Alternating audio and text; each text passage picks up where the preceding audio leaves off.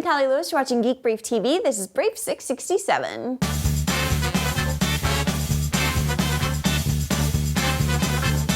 Doing special episodes are fun enough, but I like it when we get back to the gadget news, and I like the first item so much that I ordered 15 of them before shooting this show.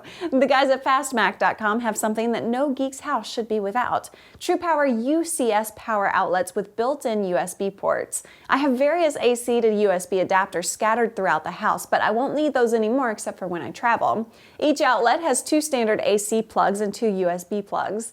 The USB plugs only draw power when a USB cable is connected. The outlets are very reasonably priced at $9.95 each. Ordering requires some patience though. FastMac can't ship them until they get UL approval sometime early next year. I have a special project I'm working on that I'm not ready to discuss, but it'll require 2 dedicated PCs. The application I have in mind doesn't require much processing power at all, so I'm looking at all kinds of little boxes, including this new one from CompyLab in Israel. It's a complete PC that's only 4 inches by 4.5 inches by 1 inch. It's called Fit PC2i, and it has a 2 GHz CPU, can support up to 2 GB of RAM, and has an internal 2.5-inch SATA drive.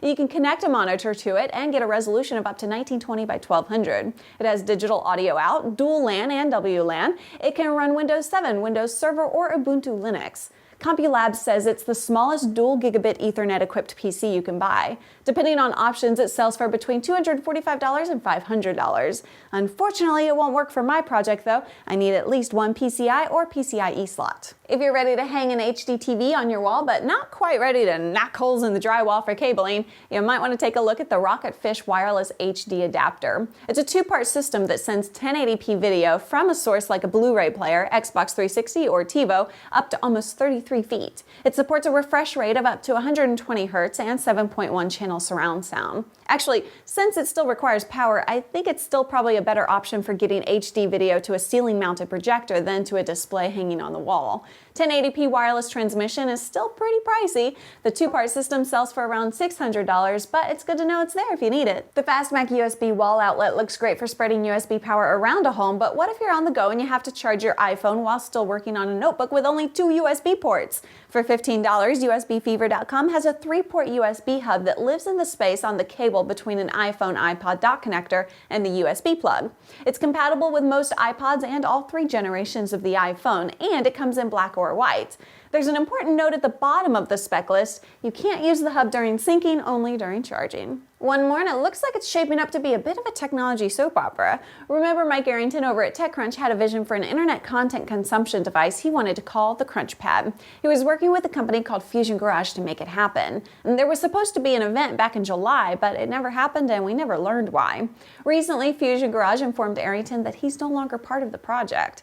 Arrington declared the project dead because he owns enough of the intellectual property that Fusion Garage can't go forward without him unless they reach some kind of settlement. That's what Mike says anyway, and I tend to be on his side because this was his idea. Fusion Garage CEO Chandra Radhakrishnan has scheduled a video conference for Monday to share his side of the story and to demo the device. My guess is we'll be talking about that on Brief 668. Brief 667 was brought to you by Squarespace.com. When you want to build a great looking website without the expense of hiring a designer, finding a hosting company, and learning code, Squarespace.com is a great way to get it done for a small amount of money. Promo code GEEK makes it even more affordable and supports production of Geek Brief TV. Thanks so much for that, and thanks for watching. I'm Callie Lewis. Bye!